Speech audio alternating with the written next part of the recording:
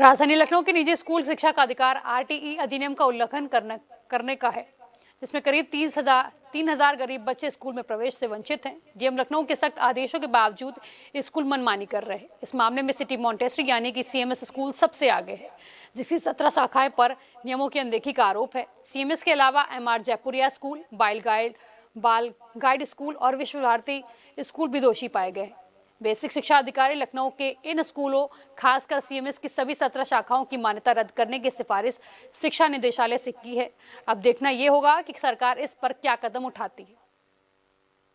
12,500 से ज्यादा बच्चों का एडमिशन हमने आरटी के तहत कराया है, जिसमें जो अगर हम कहें तो लास्ट ईयर जो परसेंटेज था वो 50% के अराउंड था।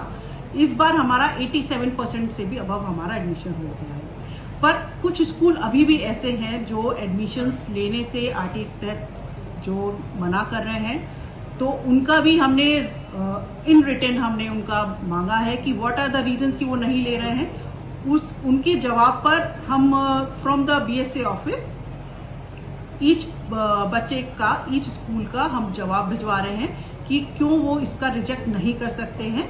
ये बच्चा एलिजिबल बच्चा है और इसको आरटी के तहत उनको एडमिशन लेना पड़ेगा। And if there is any non compliance from those schools, then we are again हम उसमें उनको नोटिस जारी कर रहे हैं, मान्यता रद्द करने की कार्रवाइयां प्रोसीड हो रही हैं। एंड द होल प्रोसेस जो है उसको इतना कहेंगे step wise has been devised कि हमने अपने मजिस्ट्रेट्स एंड बीओस की टीम लगा के प्रत्येक स्कूल में सभी बच्चों के एडमिशन्स कराने के लिए एक मुहिम सी चलाई थी। तो उसमें we have reach such a success rate. So आगे भी जो हमारे स्कूल्स रह गए हैं, वी आर डूइंग वर्क कि हम उनका वो प्रॉपर कंप्लायंस हो आरटीए का उनके द्वारा, और इसके लिए उनकी मान्यता रद्द करने की भी जो प्रोसेस है वो भी सेक्शन 12 के according it has also been proceeded. And again we will see what else we can do to get this act to function in a real sense.